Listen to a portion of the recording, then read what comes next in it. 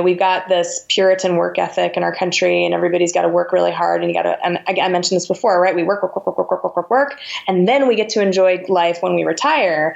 And I think that's BS, man. This is what life is about living. It's not about working until we're exhausted and not getting to enjoy our time with our kids. Like, sending my daughter to school all day where I don't get to spend time with her. Why would I do that? I want to spend time with her. Let me be with her. Let me take her to hang out with other kids and to learn and to do things like that. But I need to have resources and time in order to do that. I need to have a business that works around that.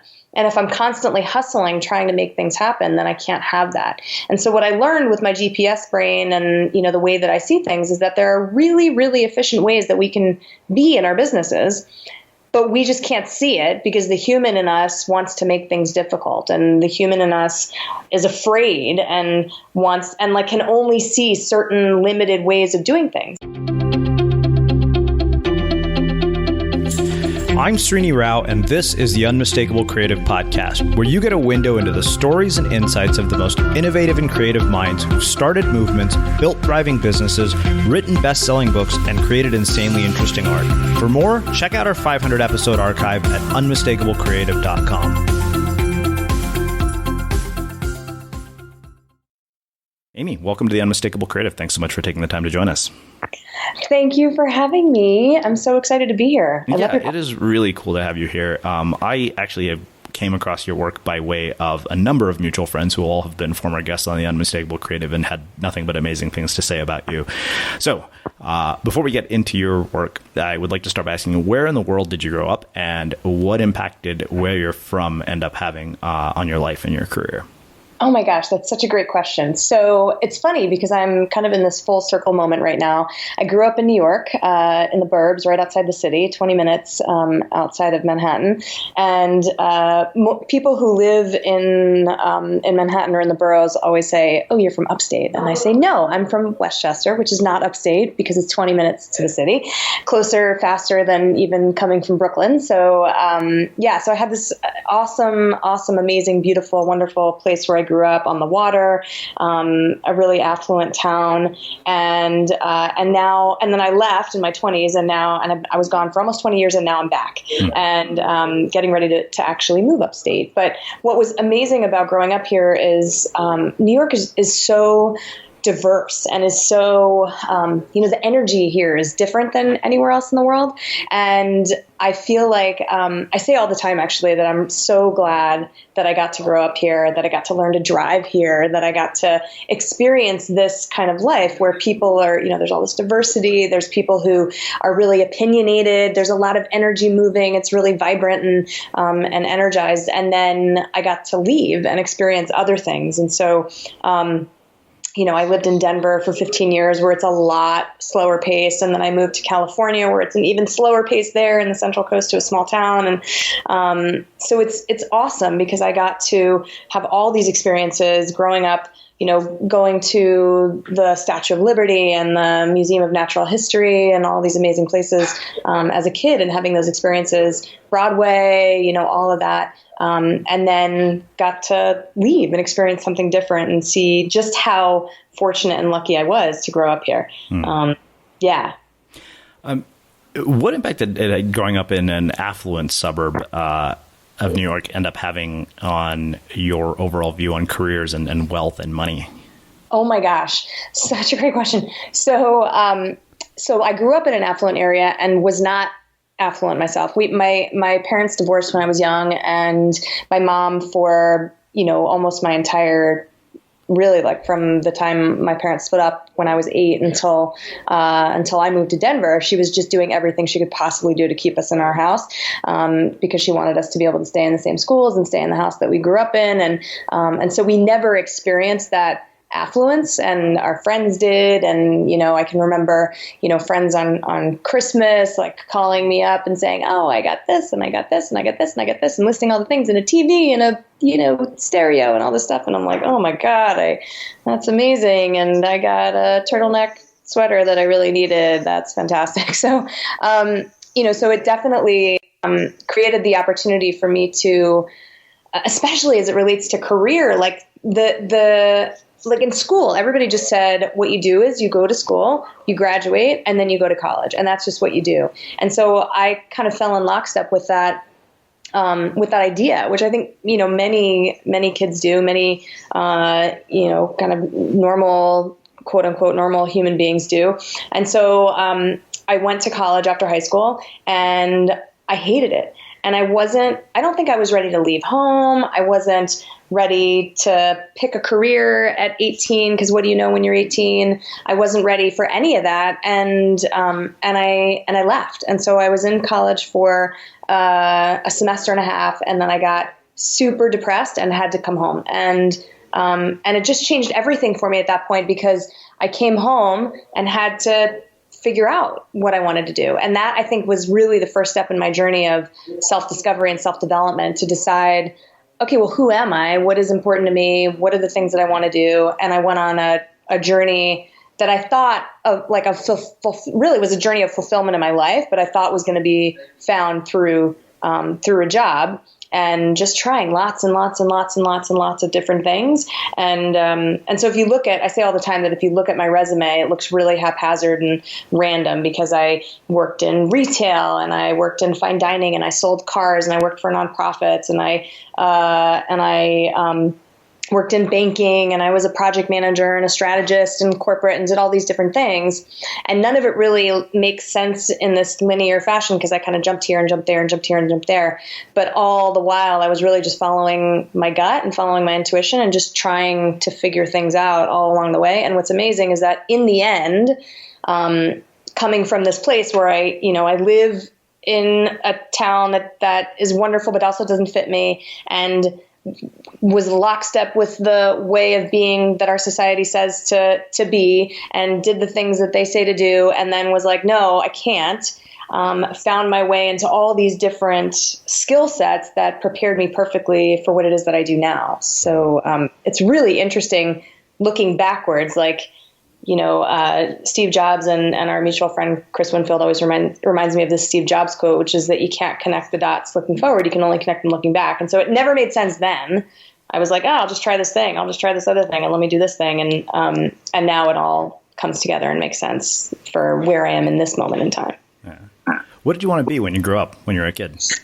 I had no idea. I really didn't. I don't remember ever having any strong desire. And I always thought that was weird too. Like, why don't I know? Why don't I want to be a doctor or a fireman or a ballerina or anything like that? And in high school, I started to think a little bit more about it and decided that I should be a lawyer, because I was really good at arguing. And then I went to college and tried to take a poli-sci class or two, and was like, this is the worst thing ever. No, thank you. And decided that wasn't for me. And thank goodness, because, I can't, oh my gosh, I can't even imagine trying to go through all that to become an attorney or anything. But that was the only idea that I ever had as a young person. And that didn't even come to me until my junior year in high school. You mentioned this notion of lockstep of, finish high school, go to college, get a job.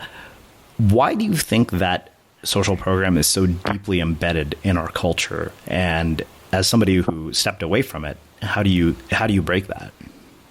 Oh, such a good question. I know you, I think you just recently talked to my friend Kelly Sheets, and I always think about, she always talks about being curious. And I think that we as a society have an aversion to curiosity. And I think that for me, mostly I just was like, I can't, this is the worst. I hate this feeling. I don't like where I am. I can't take it anymore. I can't go to class. I'm staying in bed all day. So I just kind of had to leave and try something different.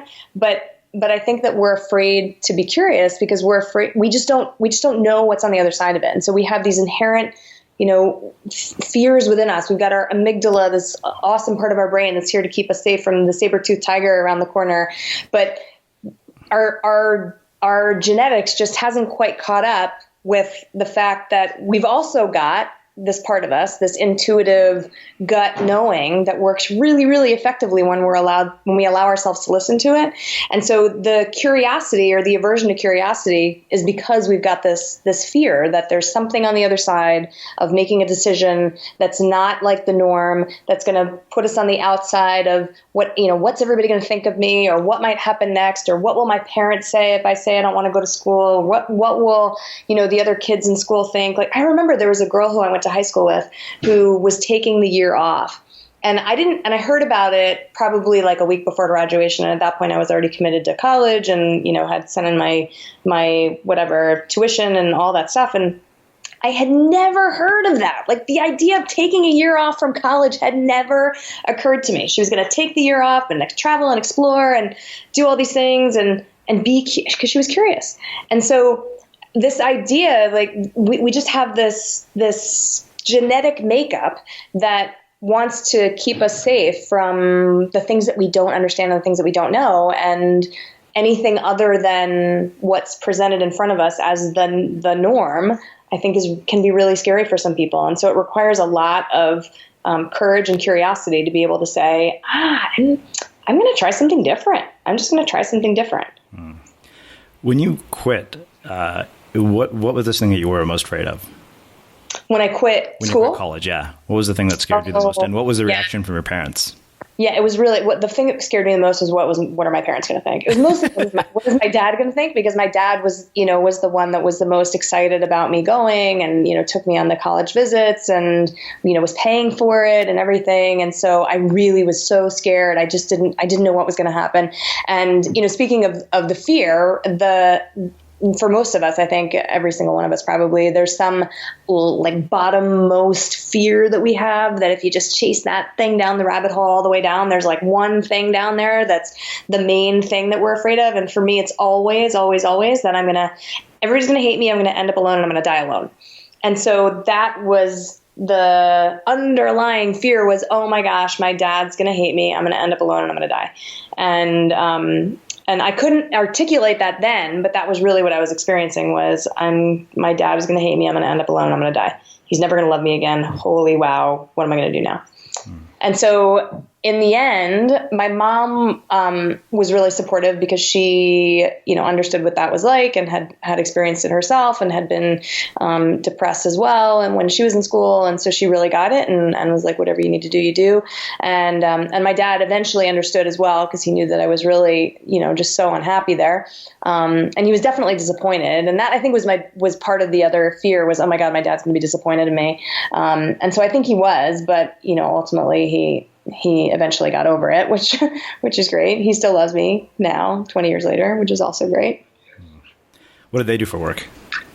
My dad has also had kind of a haphazard career. He went to school and got a degree in biology and wanted to be a veterinarian. And then when he graduated from college, he ended up going into paper sales. So selling, like the middleman, selling paper to people who create catalogs and things like that. And then he did that forever and was in sales for 20, 25 years. And then decided that he just needed to follow his heart again and went back to his love of science and became an EMT and then a paramedic. He was a volunteer fireman for, my whole life basically, and went back and became an EMT and a paramedic. And then became he was doing he had a director position in a hospital system for a while. And now he's teaching in a school in Queens, teaching high school kids, in a special program that gives them the skills that they need to become, I think EMTs or paramedics themselves, something like that. It's like part of their high school curriculum. And so he's teaching them all that, which is a really nice, it's a little exhausting for him at 60, almost 68, but he's, or almost 69, is that right? Yeah. Anyway, but it's cool. And then my mom has had lots of different things for her careers as well. She, for a long time was like she's always been really, an early adopter for technology. And so like we had an Apple IIe computer in our house, like first people in the neighborhood to have a computer, home computer. And so she's always been into that stuff. So she was like a PowerPoint expert for a long time and, created, like really cool, I don't know, graphics and PDFs and things like that for a long time. And then she took a left turn and decided to become certified as a hypnotherapist. And so she did that for a while. And now she's actually helping me in my business, which is really fun. Mm-hmm.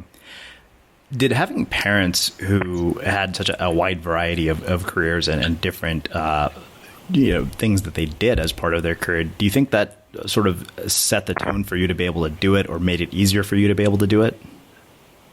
I don't know, because, when I made the choice to do it, they were, my mom, I guess my mom was pretty solid with her work then. She'd only had a couple different things that she was doing back then. But my dad was still in sales at the time that I was kind of like bouncing around. He didn't really make the choice to follow his passion until he was, I don't know, in his 50s probably. So that put me in my 20s. And so, yeah, maybe because they were so solid and I looked at that and was like, are they really happy doing this stuff? I don't know.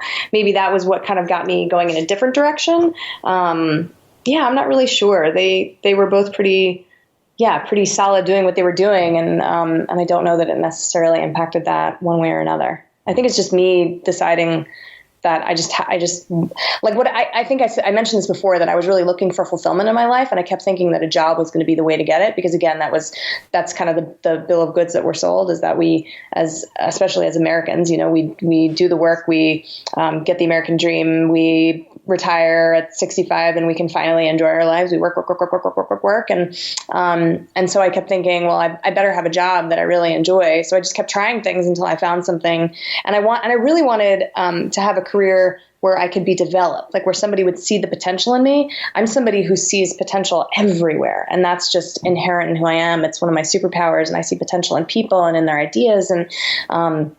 And I really wanted somebody to see that in me. And so I was hoping that I was going to find a job where that would happen. I finally did. The last job that I had before I left to start my business, I finally found that. But it took years, like decades, to have that experience. And So you mentioned before we hit record here officially that you're a parent, and having been somebody who dropped out of school, how does that impact your thoughts on how you plan to educate your daughter, and also, what advice would you give her in terms of careers given your own trajectory? Oh, it's such a great question.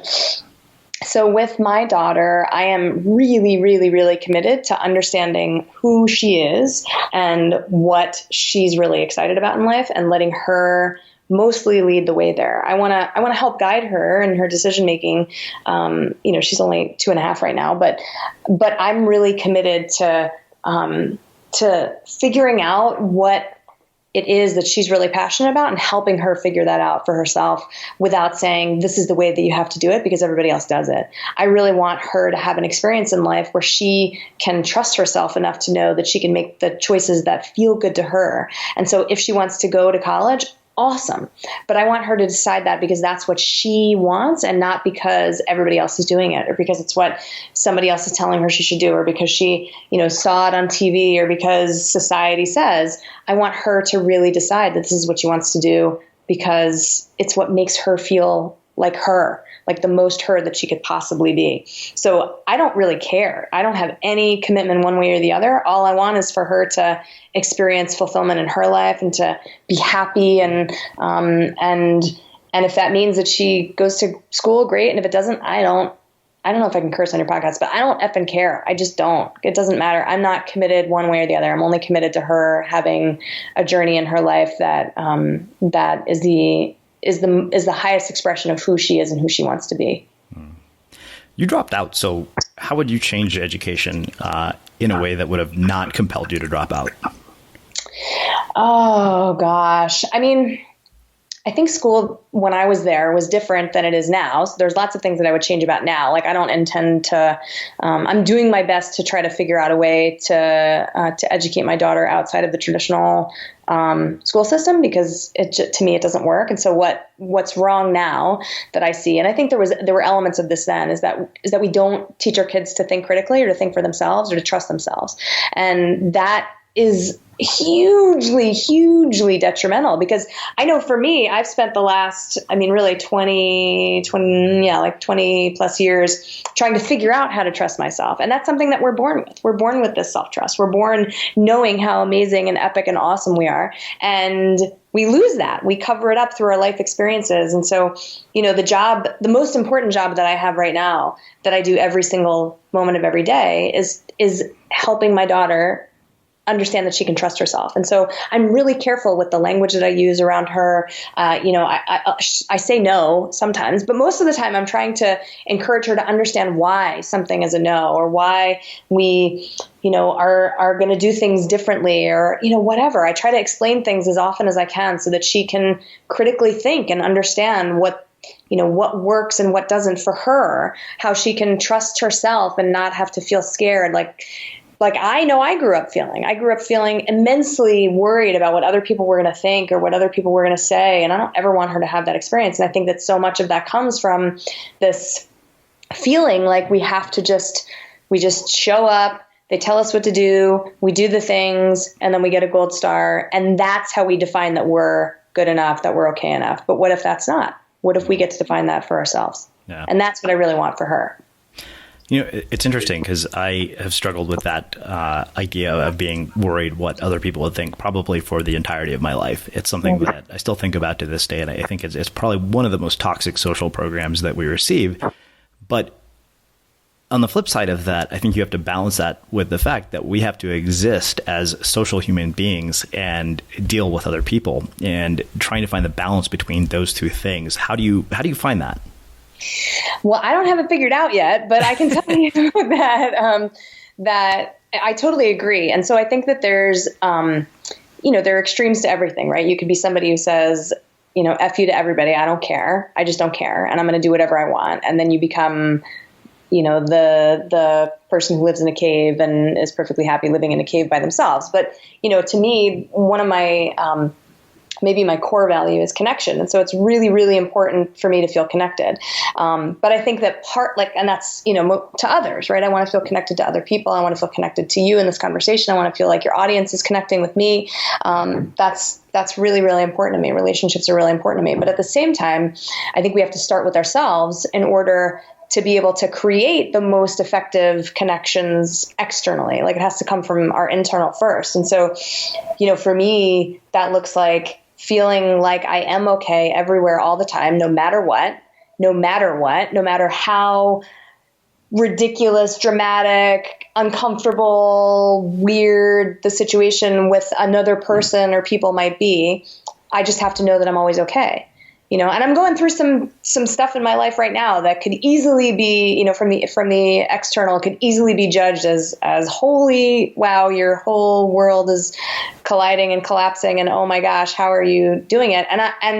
But I know that I'm always okay. And so it doesn't matter what else is happening. I'm always okay. Always, always, always, always, always. Even by every standard that normal humans would say, wow, you're totally screwed, I'm actually always okay. And so when I can, and my daughter might be running in right now. And so when I can know that, so when I'm always okay, then it really doesn't matter what anybody else thinks. And at the same time, I can still connect. I can still connect with you, and also know that the more okay that I am with me, the more room it gives you to feel okay with you. So I don't know about you, but vacuuming is not one of those things that I ever look forward to doing. But as you know, your environment has a huge impact on your creativity. So I still like it to be clean wherever I'm living and working. But now it doesn't have to be something that you deal with. If you're like me and you grew up in the 80s, you probably fantasized about the day when cleaning your house would be like it was for the Jetsons, meaning you don't have to lift a finger. Well, the good news is that we're already kind of living in that future. And the easiest way to make sure your floors are clean every day is with the iRobot Roomba Robot Vacuum. It cleans up after itself. The Clean Base automatic dirt disposal takes convenience to a new level, automatically empties its own bin into an allergen lock bag that holds 60 days of debris and traps 99% of pollen, mold, and dust mites, so you can forget about vacuuming for months at a time. Let the Roomba clean for you instead. It learns your home, finds dirt, and empties itself on its own. It's got powerful cleaning performance made effortless. Remember, if it's not from iRobot, it's not a Roomba. To learn more, go to iRobot.com/unmistakable. That sense of being always okay, is that something that you have developed over the course of your life? And if so, how, and how do other people do that? Yes, it's definitely something that's been developed over time, for sure.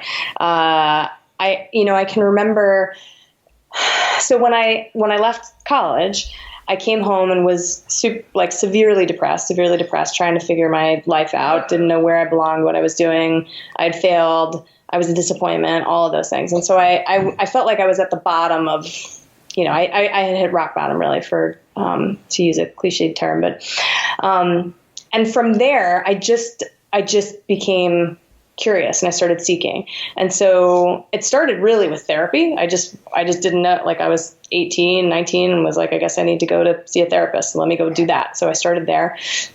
And then from there, it's just been a journey, and it's always a journey. It's just an ongoing journey. It just continues and continues and continues every day.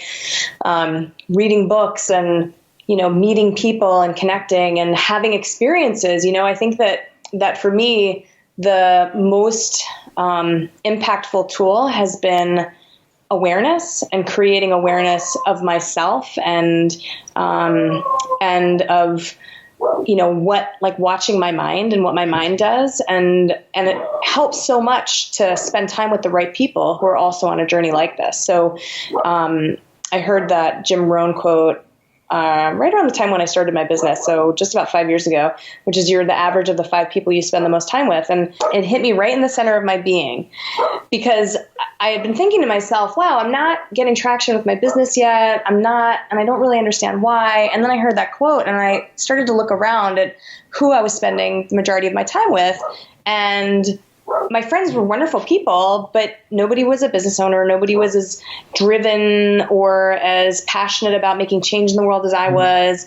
And I could tell it was showing up in my results in my life and in my business. And so spending time with the right kind of people who are moving in the same direction that I want to go in, and who are who also believe that they're on a constant journey of self-discovery, has been really important. But having that, developing that self-awareness to watch my mind at all times has been, I think, the other key element, because it gives me the opportunity to see what's happening in real time and to be able to say, it gives my mind the opportunity to,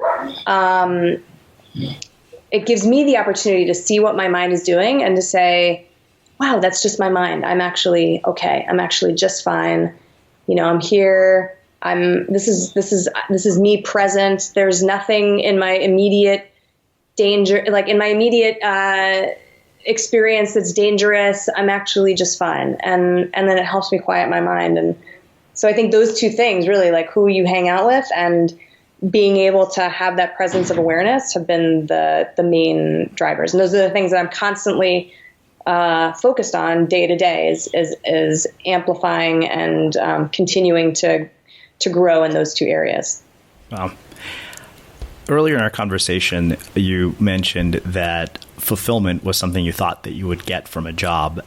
And I'm wondering, if you didn't get it from a job or from building the business that you have, where did you ultimately find it? So, yeah, great. You asked such great questions. So I thought that I'd found it in my last career before I started my business. I was working for a Fortune 25 financial company, and I had been given the opportunity to grow. People saw my potential, help me grow in my career. I had my last job there was kind of a coveted position. I was working in strategy and project management, and was able to work from home, and was making great money and had an amazing boss and a great team, and it was easy and it was fun, but there was still something missing. And people would look at me and say, "You're crazy." I mean, even my husband was like, "You're out of your mind. Why would you ever leave this job? That's just crazy. You love it. It's great." But it wasn't enough. And so there was this feeling of, it's just not enough. I've done all these things and it's just not enough. I needed to feel that deep sense of fulfillment. And so I started my business, and I left my job ultimately. And I think that really the two things that have created three things. The three things that have created the most fulfillment for me, where I've actually been able to experience it and feel like I've satiated that desire, are becoming a mother. Again, it might seem like a cliched thing to say, but it really has completely changed my whole way of being and the intentionality that I bring to everything in my life. And then running my business, like really being able to just be me and embrace my values and do the things that I really enjoy doing, and knowing that that's making an impact in the world, that I'm creating exponential impact by helping my clients connect to the things that they need to grow and to serve more. That is deeply, deeply fulfilling. So service and actually doing my work, but then connection in general, like connecting to people like you, to my clients, to all the various, I've got this amazing network, and I love connecting, and connecting inward as well. So those three things for sure. How do other people figure out what their own path to fulfillment is? I think it's individual for everybody. And so I think that if anything from my life were going to inspire, inspire somebody else, then I think the steps to follow, if there are any, are really just to be deeply curious and to be willing to be uncomfortable, be willing. I tell my clients all the time to just go ahead and vomit, do the things that make you want to puke, because all the growth and all the best things are on the other side of the deep, deep discomfort that we feel in doing them. Yeah. And that we don't get those big results unless we just hold our hair back and go ahead and vomit and do the stuff that makes us really uncomfortable. So I think having that courage and the curiosity to begin with is really the way, because we just otherwise we're just going through the motions, and the other thing too is that I think that there are people who experience fulfillment without that, certainly, but in my experience, that the deep, true, real fulfillment in life comes from our willingness to like becoming a mother. That's effing uncomfortable, man. That was 6 hours of extreme discomfort, really extreme discomfort. And it was so worth it. Oh my gosh, the most amazing, life-changing, best thing ever was on the other side of that, ever. And it was only 6 hours. Like, that's no big deal. I get a whole lifetime of amazing out of that 6 hours of discomfort. It's nothing.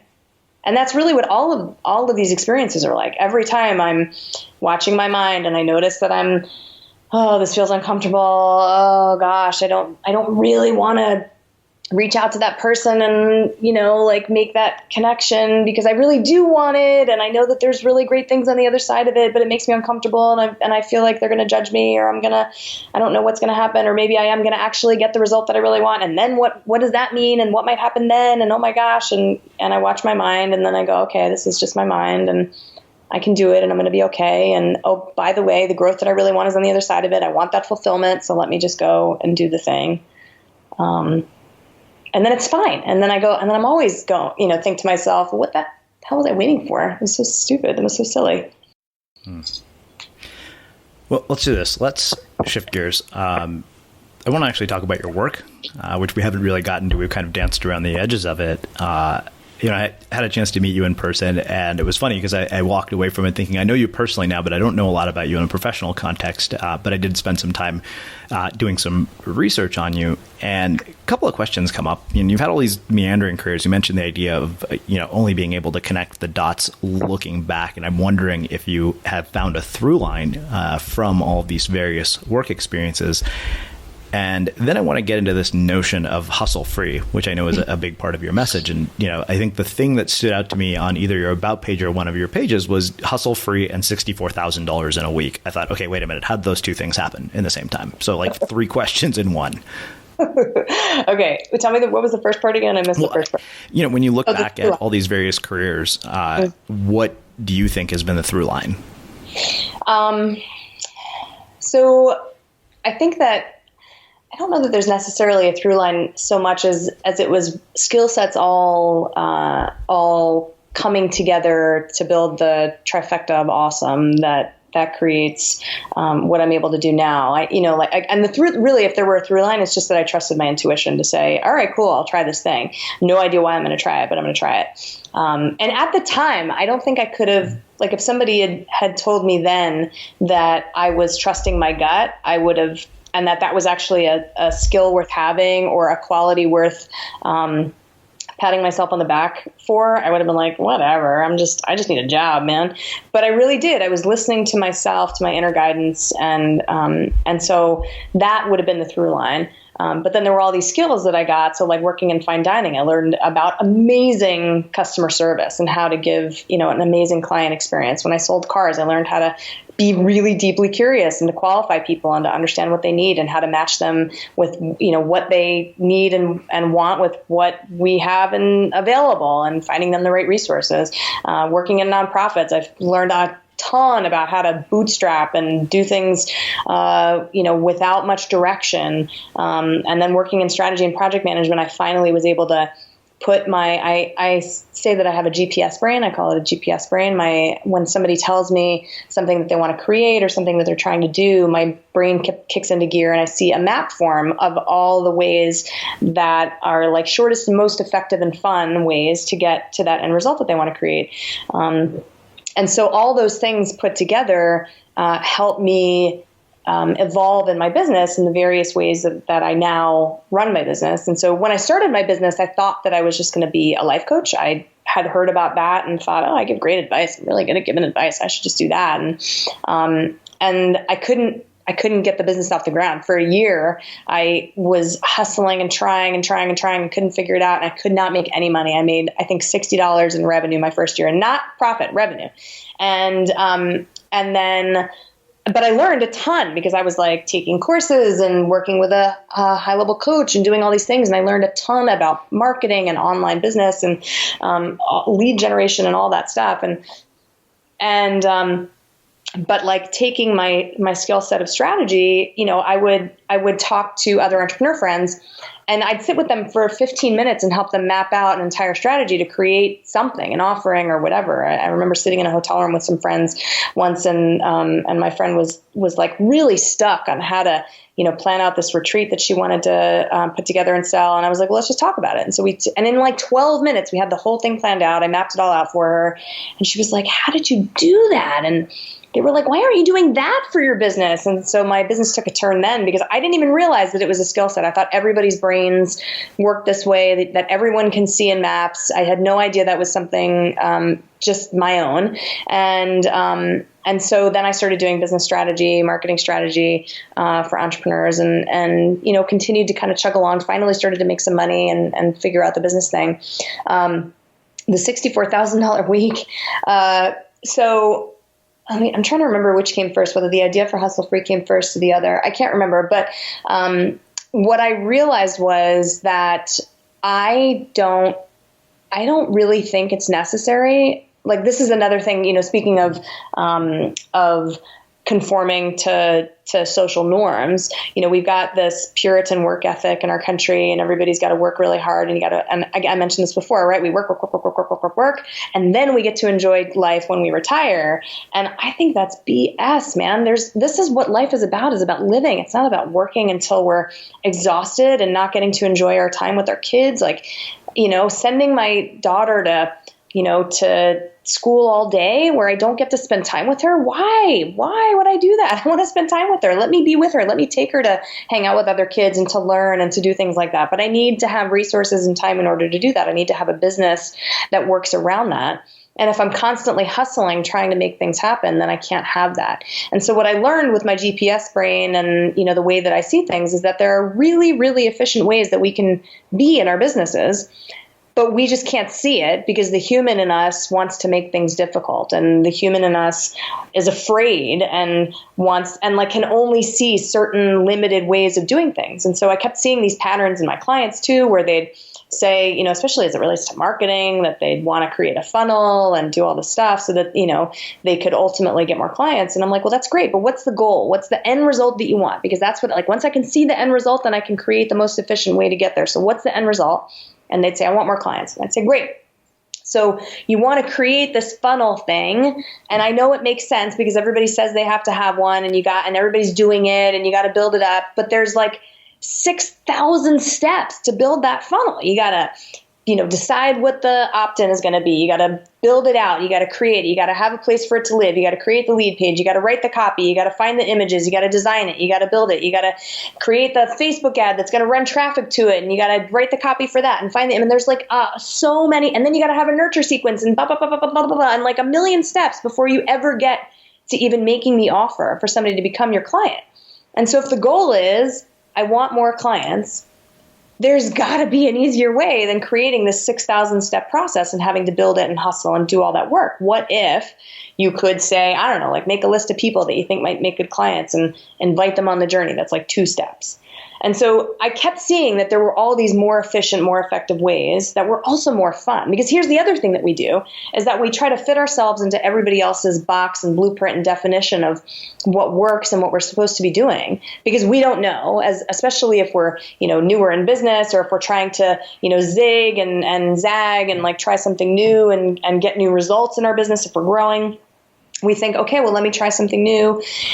And so we pick up somebody else's formula, we try to do it their way, but it's not us. And that creates resistance, and that creates hustle too, because now we're trying to do it somebody else's way that wasn't built for us or for our business or for the things that we even enjoy doing. And so the closer that we can get to aligning ourselves with our values and what we enjoy doing and with processes that have worked for us in the past, the easier everything gets. And that's how we remove the hustle. And I've created this amazing business. And so I had a $64,000 week because number one, I stopped getting in my own way, and I stopped thinking that I had some major problem and whatever. And I just got closer and closer and closer to me and being comfortable with me and not being afraid of inviting people on the journey and all of that stuff. And it ended in this amazing, epic revenue week. And my business has been that way, mostly on, sometimes off, because I forget. My human wants to make things difficult. But in the last 6-9 months, I've changed my business model again so that it's really just all about connection and helping to connect entrepreneurs to their ideal clients. And so one thing that I know about myself is I don't really like to sell myself. I just don't. It's not fun. I love like talking to people in interviews and, doing this kind of thing is amazing, but I don't really want to I just don't enjoy saying like, hey, it's $6,000 to join my program. Would you like to join me? No matter how valuable I think it is, it's hard. And I just don't enjoy it.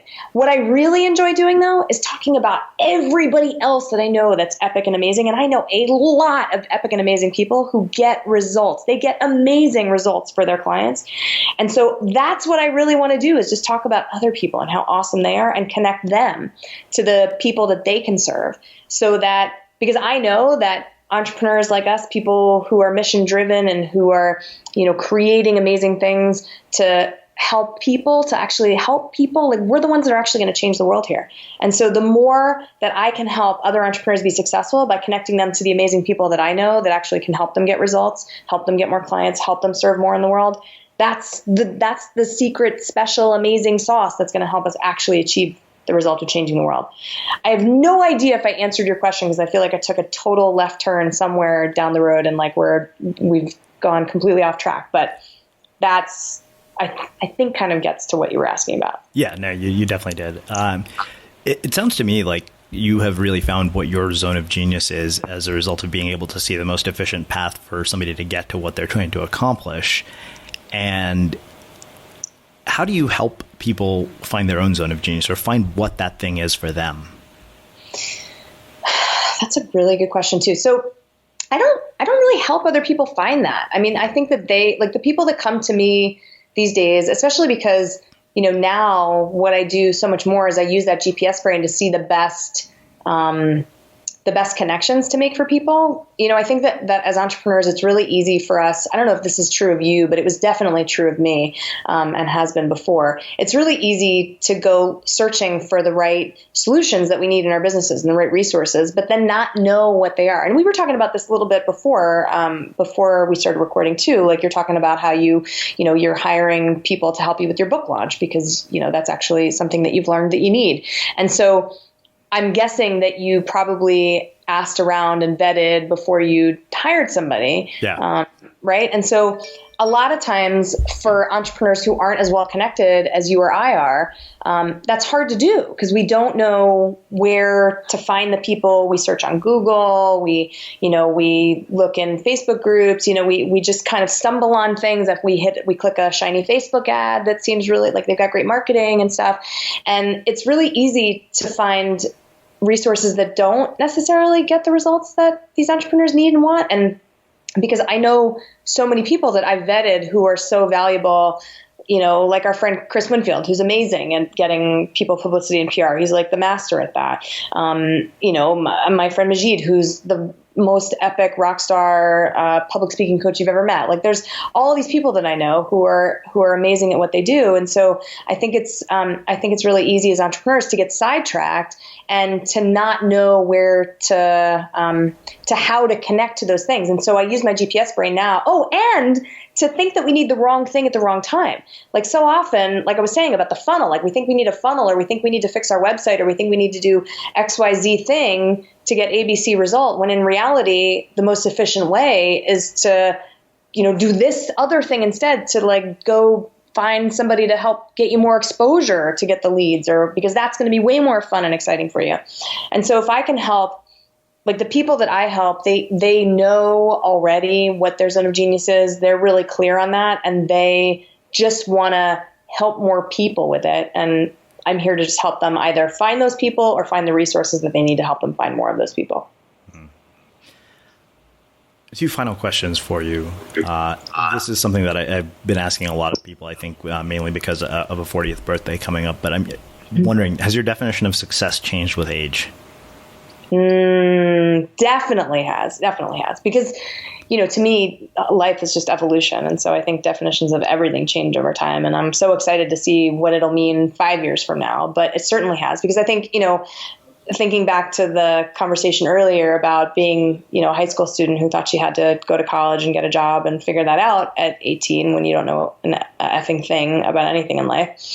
That was what success was. And then after that, for a long time, success was finding the job that was going to give me fulfillment. And then after that, for a long time, success was finding the right relationship so that I could feel loved in my life. And right now, success is a day where I am completely present. I'm able to spend time with my daughter and enjoy her and hear her giggle and laugh, and knowing that I've had an opportunity to serve and in a way that feels really good to me. And again, tomorrow it might be something different.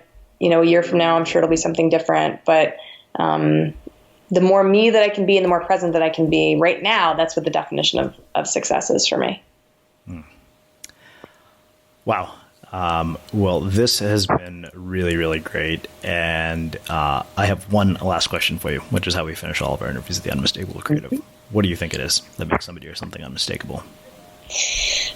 I think that I kind of just said it. I think that the more that so to me, it all comes down to energy. And so anytime anybody has ever made an impact on my life, it's because of the way that they've made me feel. And that could be good or bad, right? And not that there's even any judgment around it, but like either I've felt, wow, I just want to lean in and get more of that. It's because of their energetic way of being. And the more comfortable that they are with themselves, the more comfortable I feel like I can be with myself. And that to me is the juice. That's when I'm like, oh, I need more of that. I just want to be around this person. I want to soak it all up. Let me just get like, oh yes, I have to have more of that. And so I think the more comfortable with ourselves we can be, the more resonant we become with others, the more unmistakable we can be. Awesome. Well, this has been really, really cool. And I really appreciate you taking the time to join us and share your insights and your story with our listeners. Where can people find out more about you and your work?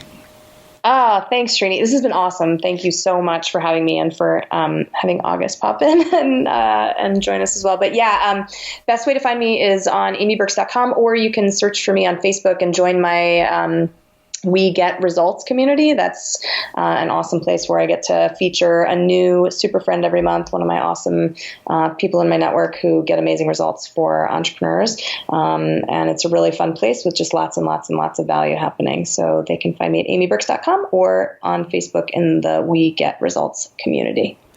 Awesome. And for everybody listening, we will wrap the show with that. Thank you for listening to this episode of the Unmistakable Creative Podcast. While you were listening, were there any moments you found fascinating, inspiring, instructive, maybe even heartwarming? Can you think of anyone, a friend or a family member who would appreciate this moment? If so, take a second and share today's episode with that one person, because good ideas and messages are meant to be shared.